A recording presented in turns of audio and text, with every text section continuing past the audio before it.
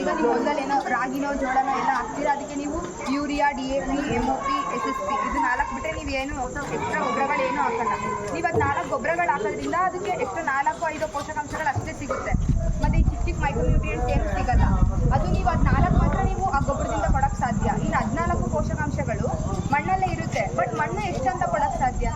ಅದು ಎಷ್ಟು ಶಕ್ತಿ ಇರುತ್ತೋ ಅಷ್ಟು ಮಾತ್ರ ಅದು ಕೊಡ್ಬೋದು. ಅದಾದ್ಮೇಲೂ ಅದು ನಾವು ಆಚೆ ಕಡೆಯಿಂದ ತಂದು ಅದಕ್ಕೆ ಸಪ್ಲೈ ಮಾಡಬೇಕಾಗುತ್ತೆ ಗಿಡಗಳಿಗೆ. ನೀವು ಜಾಸ್ತಿ ಯೂರಿಯಾ, DAP, MOP ಹಾಕೋದ್ರಿಂದ ಗಿಡಗಳಿಗೆ ಆ ನ್ಯೂಟ್ರಿಯೆಂಟ್ ಅಷ್ಟೇ ಸಪ್ಲೈ ಆಗುತ್ತೆ ಹೊರತು ಈಗ ಇನ್ನೂ ಎಷ್ಟೊಂದು ಮೈಕ್ರೋನ್ಯೂಟ್ರಿಯೆಂಟ್ ಈ ಲಘು ಪೋಷಕಾಂಶಗಳೆಲ್ಲ ಬೇಕಾಗಿರುತ್ತೆ. ಈ ಕಬ್ಬಿಣಾಂಶ, ಸುಣ್ಣ, ಆ ಥರ ಎಲ್ಲ ಸತ್ತು ಆ ಥರ ಎಲ್ಲ ನಾವು ಕೊಡಬೇಕಾಗುತ್ತೆ.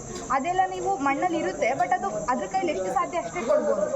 ಈಗ ಅದು ನಾವು ಅದು ಇದು ಮುಗಿದ ಮೇಲೆ ಇನ್ನೂ ಕೊಡಬೇಕು ಅಂದರೆ ಅದ್ರ ಕೈಲಿ ಆಗಲ್ಲ. ಅದಕ್ಕೆ ನಾವು ಅದನ್ನು ಆಚೆಯಿಂದ ತಂದು ಅದಕ್ಕೆ ಸಪ್ಲೈ ಮಾಡಬೇಕಾಗುತ್ತೆ. ಈ ಗಿಡಗಳಲ್ಲಿ ನೋಡೋದಾದರೆ ಈಗ ಸಾರಜನಕ NPK ನೀವು ಕೊಡ್ತೀರಿ. ಇವಾಗ ಪಿ ಕಡಿಮೆ ಆದರೆ ನಿಮಗೆ ಗೊತ್ತಾಗುತ್ತೆ ಏನು ನಾವು ಗೊಬ್ಬರ ಕೊಡಬೇಕು ಅಂತ ರೈತರಿಗೆ ಆಲ್ಮೋಸ್ಟಾಗಿ ಗೊತ್ತಾಗುತ್ತೆ. ಇವಾಗ ಸಾರಜನಕ ಏನಾದರೂ ಗಿಡಗಳಲ್ಲಿ ಕಡಿಮೆ ಆದರೆ ಈ ಇದರಲ್ಲಿ ಜೋಳದಲ್ಲಿ, ಮೆಕ್ಕೆಜೋಳದಲ್ಲಿ ಅದರಲ್ಲಿ ಕಡಿಮೆ ಆದರೆ ಆ ಎಲೆಗಳೆಲ್ಲ ಫುಲ್ ಹಳದಿ ಆಗೋಕ್ಕೆ ಸ್ಟಾರ್ಟ್ ಆಗುತ್ತೆ. ಹಳದಿ ಕಲರ್ ಬಣ್ಣ ಬರೋಕ್ಕೆ ಸ್ಟಾರ್ಟ್ ಆಗುತ್ತೆ.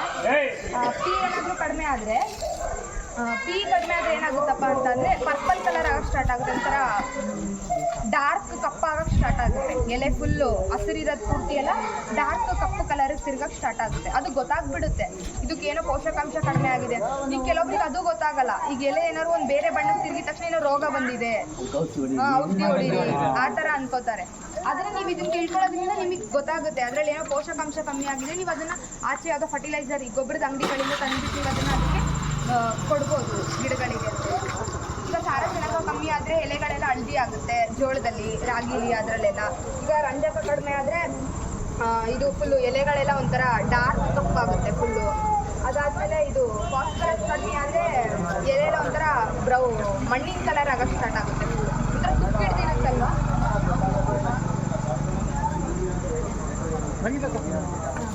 ಅದೇ NPK ಸಾಮಾನ್ಯಗಳ ಗೊತ್ತಾಗೇ ಆಗ್ತದೆ. ಅಷ್ಟು ಬೆಟರೇನಿಲ್ಲ. ಇದು ಕೆ ಕೊಡ್ತೀರಲ್ಲ ನೀವು NPKಯಲ್ಲಿ ಕೆ ಕೊಡ್ತೀರಲ್ಲ ಗಿಡಕ್ಕೆ ಪೊಟ್ಯಾಶು. ಆ ಪೊಟ್ಯಾಶ್ ಕಡಿಮೆ ಆದಾಗ ಎಲೆ ಎಲ್ಲ ಫುಲ್ ಒಂಥರ ತುಕ್ಕಿಡ್ದಂಗೆ ಆಗುತ್ತೆ. ಈ ರಷ್ಟು ಬರುತ್ತಲ್ಲ ಕಬ್ಬಣಕ್ಕೆಲ್ಲ ರಷ್ಟು ಹಿಡಿಯುತ್ತಲ್ಲ ಆ ಥರ ಆಗುತ್ತೆ. ಎಲೆ ಎಲ್ಲ ಫುಲ್ ಅದ್ರ ಮೇಲೆ ಒಂಥರ ತುಕ್ಕು ಹಿಡ್ದಿರೋ ಥರ ಎಲೆಗಳು ಕಾಣಿಸ್ಕೊಳ್ಳುತ್ತೆ. ಅವಾಗ ನೀವು ಯಾವುದೋ ಔಷಧಿ ರೋಗ ಬಂದಿದೆ ಅಂತ ಹೇಳ್ಬಿಟ್ಟು ಔಷಧಿ ತಂದು ಹೊಡಿಬಾರ್ದು. ಅದಕ್ಕೆ ನೀವು ಅದನ್ನು ತಿಳ್ಕೊಂಡ್ರೆ ನಿಮಗೆ ಗೊತ್ತಾಗುತ್ತೆ ಅವು ಪೊಟ್ಯಾಶ್ ಕಡಿಮೆ ಆಗಿದೆ, ನಾವು ಅದಕ್ಕೆ ಪೊಟ್ಯಾಶ್ ಸಪ್ಲೈ ಮಾಡಬೇಕು ಗಿಡಕ್ಕೆ ಅನ್ನೋದು ನಿಮಗೆ ಗೊತ್ತಾಗುತ್ತೆ. ಅದೇ ಥರ ನಾನು ಬರೀ ಯೂರಿಯಾ, DAP, MOP ಇದರಿಂದ ನೀವು NPKನ ಮುಂದೆ ಕೊಡ್ಬೋದು.